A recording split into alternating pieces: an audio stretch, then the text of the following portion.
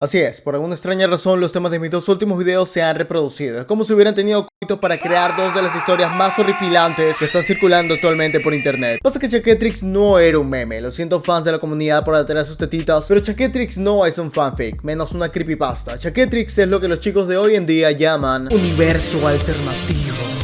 O como los más puristas dirían, AU. Oh, qué elegante es AU, hermano. ¿Cómo se llama? Hornitrix.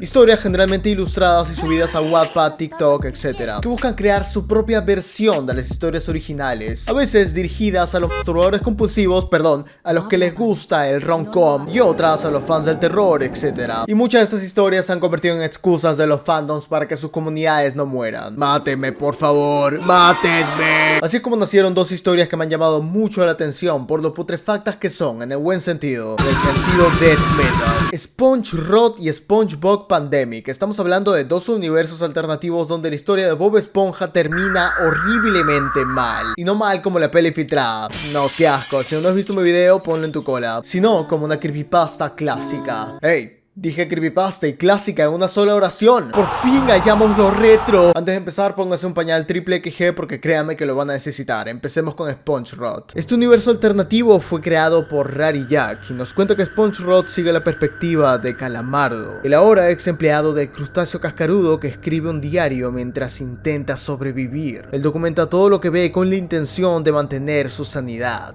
¿Y cómo es que se originó todo esto? Fue 3 semanas antes de la infección que Plankton, aquel enemigo eterno de Don Cangrejo, encontró el cadáver de una gran ballena.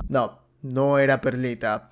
Aún no. Él no sabía de qué había muerto esta ballena, pero no le importó mucho como para investigar. Grave error. Ya que el balde de carnada es conocido por servir porquería en su restaurante, a Plankton se le ocurrió la gran idea de usar esta carne de ballena putrefacta, sin saber que esta ballena había muerto envenenada por radiación. Luego de recolectar la carne, Plankton empezó a sentirse mal. Dolores, náuseas, el vello de su uniceja empezó a caer y su cabeza empezó a palpitar como si fuese a explotar. Karen, la computadora, muy preocupada, intentó curarlo, pero lamentablemente fue en vano. El pobre Plankton había fallecido poco después y Karen, devastada, logró hallar la fuente de su enfermedad. Intentó deshacerse de la carne, pero no sabía que esta ya se había empezado a filtrar por las alcantarillas. La carne putrefacta empezó a contaminar la arena de un cementerio local que se encontraba cerca, haciendo mutar a los cadáveres de los peces y provocando que se levantaran con mucha hambre de carne de pez, mordiendo, desgarrándolos e infectándolos también con el virus. Al final Plankton terminó siendo el más tacaño. Pobre de él. Bueno, así es como empieza esta espectral historia que obvia y lamentablemente cuenta con personajes de fondo de bikini. Tenemos primero al protagonista, Calamardo. Tras la catástrofe, Calamardo empezó a vivir en el domo de Arenita junto a ella, a salvo de la infección, pero igualmente preocupado y ansioso. Suele pasar el tiempo en aquel árbol donde Arenita hibernó alguna vez, ya sea pintando a sus desaparecidos amigos, escribiendo en su diario o tranquilizando a Arenita. Estos eventos han sido tan devastadores que el odio que solía tener Calamardo por el resto de los seres vivos en el mundo se ha desvanecido. Ya ni siquiera le interesa ser famoso como Calamarino. Es terrible. Lo único que desea es que algún día a fondo de bikini sea salvado y que Arenita, quien ahora es muy cercana a él, esté bien. Denso realmente, esto tiene más futuro que The Walking Dead. Arenita vive en el domo con Calamardo y como es la única capaz de hacerlo, se le pasa todo el tiempo en su laboratorio intentando desesperadamente hallar una cura al virus. Ya no es enérgica como antes, al contrario de eso siempre está paranoica, molesta y asustada. Ahora es bien cercana a Calamardo y así como él tiene miedo de perderlo, ella haría cualquier cosa por proteger a su nuevo y único amigo. No tiene buena pinta esta relación. Todos sabemos que tarde o temprano uno de los dos va a tener que acabar con el otro. Pero bueno, vamos con el siguiente personaje, o más bien los siguientes. Bob Esponja y Patricio, quienes están encerrados en una jaula de vidrio en el laboratorio de Arenita, siendo constantemente estimulados de diferentes formas para mantenerlos con vida. Como pueden observar, ellos están unidos y eso tiene una explicación. Patricio fue el primero en ser mordido. Estaba sufriendo y agonizando, así que Bob, para ayudarlo, lo mantuvo en su piña. Pero en la etapa 3 de su infección, Patricio no soportó el hambre y mordió a Bob Esponja, infectándolo. Ahora Bob Esponja y Patricio, ambos adoloridos e infectados, aceptaron su destino y se abrazaron hasta el final, haciendo que sus cuerpos se fusionen entre sí, juntos, para siempre.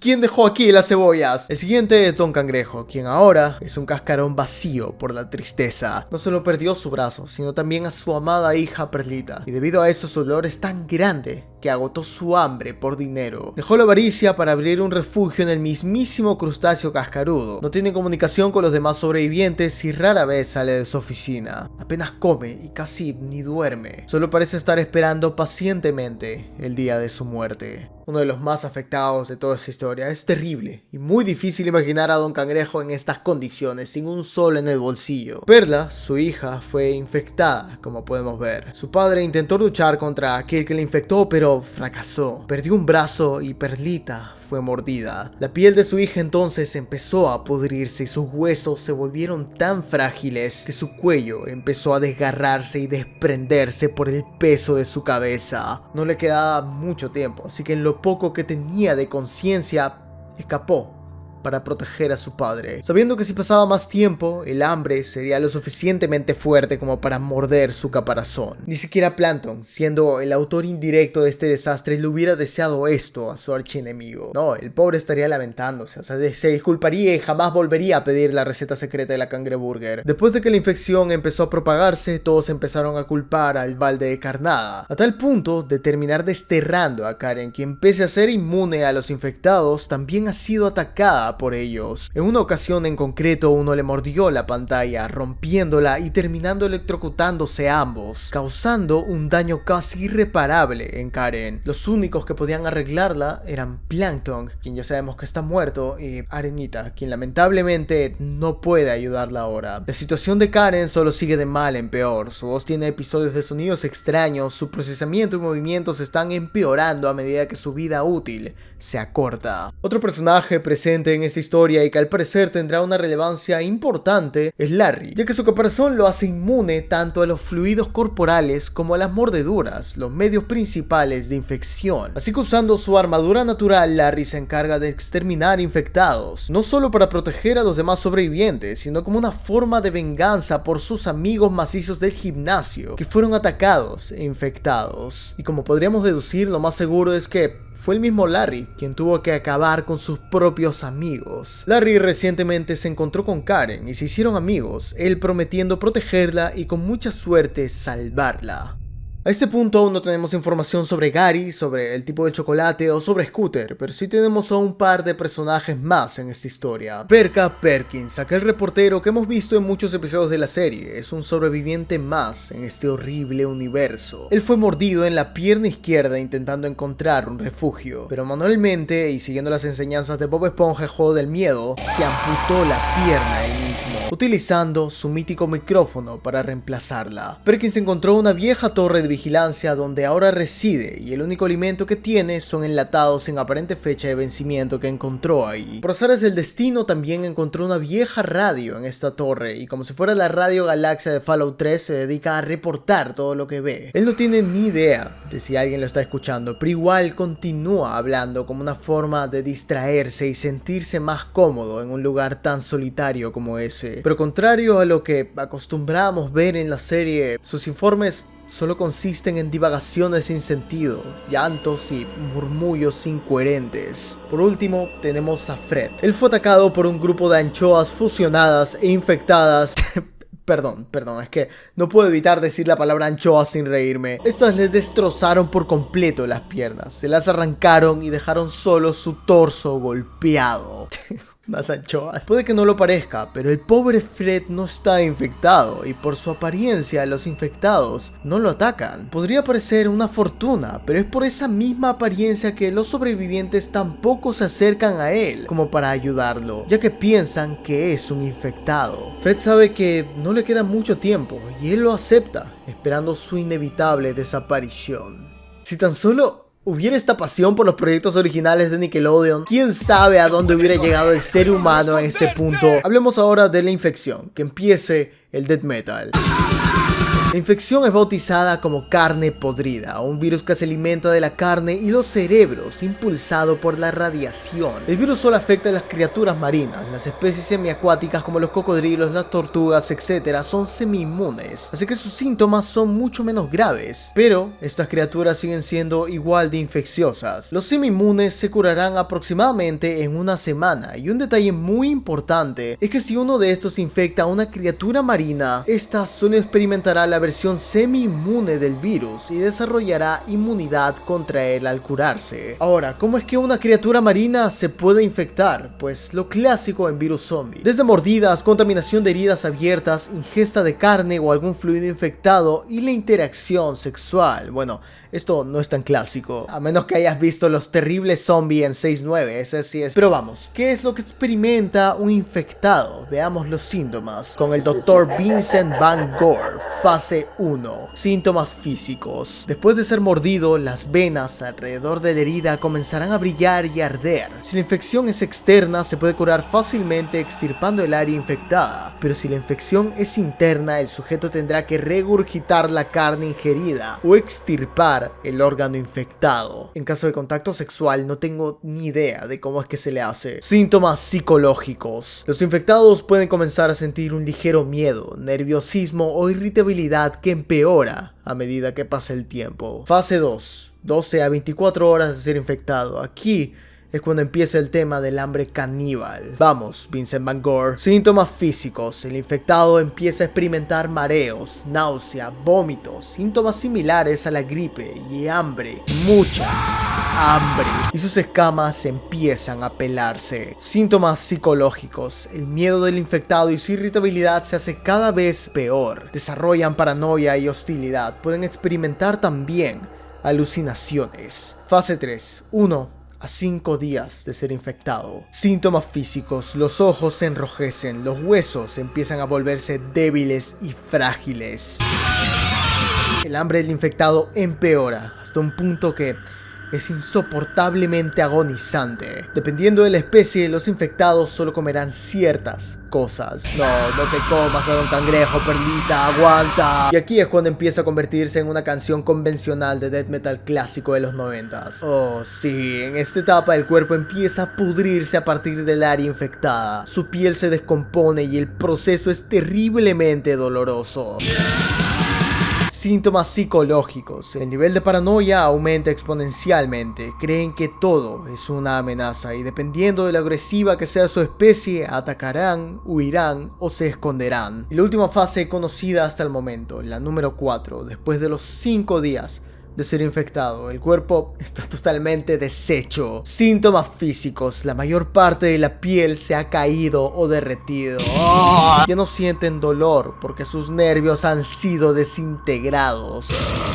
En este punto ya no pueden ni siquiera infectar a otros. Síntomas psicológicos. Comienzan a comportarse como lo haría su especie en estado salvaje, como si no interpretaran un papel dentro de la serie. El nivel de amenaza del infectado varía según la especie. Si es amigable, suelen ser pacíficos, pero si es agresiva, son muy peligrosos. Me encanta la brutalidad con la que ha sido descrito cada síntoma físico. Ya para qué escuchar Cannibal Corpse, Cabin Fever en pañales. Esto es lo que hay hasta ahora para SpongeBob. No sé cuánto tiempo ha necesitado esto para ser desarrollado, pero me gusta. Me gusta bastante. Me parece una evolución genial de pasar de la verdadera historia de Tío Grampa a esto.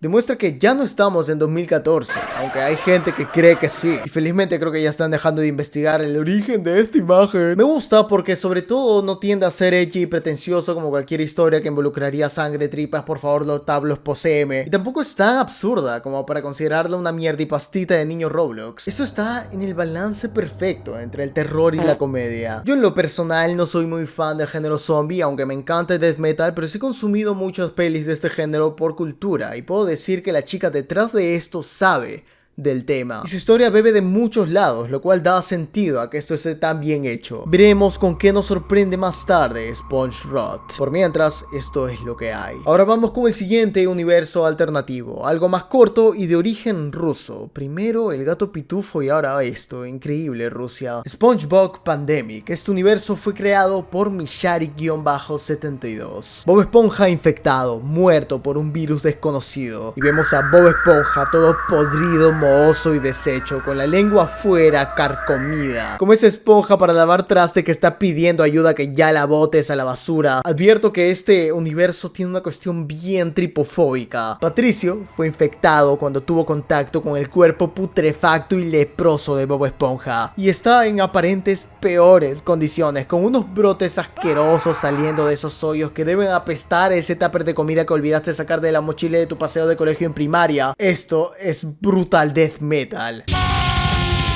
¿Y qué le pasó a Don Cangrejo? Pues Don Cangrejo está desaparecido. Solo permanece su caparazón vacío e inerte, con una horrible expresión de agonía y muerte en lo que antes era su rostro. No sé en sus países, pero acá en Perú Don Cangrejo hubiera desaparecido por completo. O sea, acá comen el cangrejo hasta con pinzas. Yo no como mariscos. En esta historia también tenemos como protagonistas a Calamardo y a Arenita, ella también intentando crear una cura para este virus. Cuando aparece en escena Calamardo, con un rostro desolador que grita auxilio, le dice a Arenita: ya están aquí. Mientras se ve llegar a una multitud de infectados. En esta historia sí vemos a Gary, aunque realmente van a desear que no forme parte de este universo. Es horripilante, es horrible el estado del pobre Gary, viendo una fotografía de su dueño y amigo Bob Esponja antes de convertirse en eso. ¿Cómo es que se habrá infectado también Gary, quien está vomitando una sustancia verdosa muy desagradable? Pronto estarás junto a Bob, Gary. Pronto. Solo espera que llegue Larry y te destroce el caparazón a martillazos. La señora Puff está presente en esta historia y también está infectada. Por fortuna, fue aniquilada por Larry en el ataque hacia el domo de Arenita. Parece que la señora Puff estaba dentro de esta horda que vio llegar Calamardo, putrefacta y maloliente como todos. Plankton en esta historia es un sobreviviente que convirtió a su robot de esponja en un traje de protección con el cual también parece dar pelea a punta de espatulazos. Y otro que se hace presente aquí es Bob Trazo. Imagino que debido a su naturaleza inorgánica no ha podido ser infectado, y gracias a su tenacidad con el lápiz empezó una rebelión contra el rey Neptuno y se convirtió en el nuevo rey de los mares. Neptuno ahora se encuentra preso, o sea, imaginen, pelado y preso. Y no solo Arenita es la que está buscando la cura en esta historia, sino que Plankton también es uno de los científicos interesados. Tras ver su casa destruida por los infectados, Arenita escucha el llamado de Plankton hacia el balde de carnadas, ya que parece haber encontrado algo el pequeño. Ella está muy molesta por lo ocurrido, pero accede, ya que Plankton dice que tiene otra cosa que mostrarle que probablemente la deje en shock, para mostrarnos a continuación el estado deplorable de Don Cangrejo, sin caparazón, solo su cuerpo gelatinoso lleno de hoyos nauseabundos. En todos los destinos siempre la desgracia persigue a Don Cangrejo. Si no es este o en otra historia, es en un ceviche. Larry ha sobrevivido. Imagino que acá también mantiene tales propiedades anti-zombie por su caparazón, aunque ha perdido la visión de un ojo y una tenaza que ahora usa como arma. Calamarino Elegante es un infectado en esta historia, y Larry, totalmente despiadado cual Guts de Berserk, le propina un derechazo destrozándole el cráneo. Y antes del golpe final llega un Monster Truck que atropella a Calamarino y se muestra frente a Larry. Ignoren el cadáver deshecho y putrefacto de Calamarino. Es Bob Trazo y sus secuaces. Este universo se está desarrollando con mucha más acción que el primero, que parece ser más de suspenso y drama. En los siguientes episodios el autor indica cómo sucede el proceso de infección del llamado virus esponja. Es ahí que salen pues todos estos agujeros asquerosos, y dan el ejemplo con el pobre de Fred, quien tras ser infectado se siente muy cansado. En la segunda fase, la piel de Fred empieza a deteriorarse, provocando arrugas y posteriormente las llagas. Y felicidades, Fred, pasaste todas las etapas de la infección, ahora puedes salir un rato a caminar. Después de esta importante y tripofóbica información, Larry es secuestrado y llevado al palacio de Bob Trazo. Él se encuentra con Róbalo Burbuja, sí, aquel desgraciado que escondió los pepinillos bajo la lengua, y Larry le pregunta qué es lo que hace ahí siendo secuaz de Bob Trazo y con tal obesidad mórbida, cómo es que sigue vivo. Y Róbalo le responde que es por su gran estrategia salida del juego de calabozos y monstruos marinos. Bob Trazo, con su soberbia característica, le dice a Larry que espera que le guste su palacio, ya que es importante para él que sus esclavos disfruten de este. Larry le pregunta, ¿en serio tú solo acabaste con Neptuno? Y Trazo le responde, solo, empezando a presentar a su liga de Bobs malvados, con Bob de la Edad de Piedra, Robot Esponja, el primo de Bob Esponja con su lado abrasivo y claro, Bob Trazo. Terminando la escena preguntándole a Larry si quiere ser su esclavo. Esto recuerda mucho esta onda Chainsaw Man Makima, ¿no? A continuación, Arenita y Calamardo llegan a su destino, pero hacen una parada en el crustáceo cascarudo a ver si encuentran algo de comida. Pero alguien, aparentemente rosado, los mira desde adentro, con sed de sangre. Este alguien tiene un flashback donde recuerda a Bob y Arenita, aunque sin rostros, todo lo ve borroso, como si el recuerdo fuera difuso, mientras lo que supuestamente dicen estos personajes parecen ser solo números. O sea, este ser tiene la memoria totalmente atrofiada, hasta que regresa en sí para mostrar su horrible rostro. Patricio infectado se vuelve gigante, destruyendo el crustáceo y cogiendo a Calamardo. Arenita intenta atacarlo, pero es en vano, ya que esa cosa horrible y putrefacta se regenera como si nada, hasta que aparece Plankton con un nuevo robot esponja, listo para la batalla. Y fin. Sí, así es como nos han dejado con este cliffhanger tan brutal. Así nos dejó comiéndonos todas las uñas el autor ruso de este universo, que como dije, a diferencia del otro, tiene como que más acción, ¿no? Tiene un toque más shonen, pero igual está muy bien hecho. La brutalidad, el humor, lo asqueroso de ser infectado, Larry siendo el MVP, la referencia a Berserk, además de que tiene pequeñas animaciones por ahí, y el tipo siendo ruso se tomó la molestia en traducir cada capítulo al inglés, y con los cuadritos como si fueran los diálogos de Pokémon. Es genial. El primero como un cómic y este más como una novela visual que realmente da muchas ganas de seguir. Es algo digno, realmente por fin algo genial con lo que podemos empezar este mes después de tanta desgracia vista en enero. Tenía que haber una luz al final del túnel, aunque el túnel sea uno de los huecos en el cuerpo putrefacto de Patricio Estrella. Y esperemos a ver con qué nos van a sorprender estos autores, porque la cosa está realmente candente. Si quieren ver más de esto, dejan su like y comenten pues qué opinan de estos AU. Y si conocen algún otro que les interese, sea narrado por mi persona, a mi estilo, también coméntenlo y no olviden dejar el like. Ya saben que pueden seguirme en Twitter o Instagram, que siempre estoy avisando cosas. Y ten mucho cuidado con lo que comes, porque podría estar infectado. Menos las frutas y verduras. Las frutas y verduras son sagradas, así que cómetelas.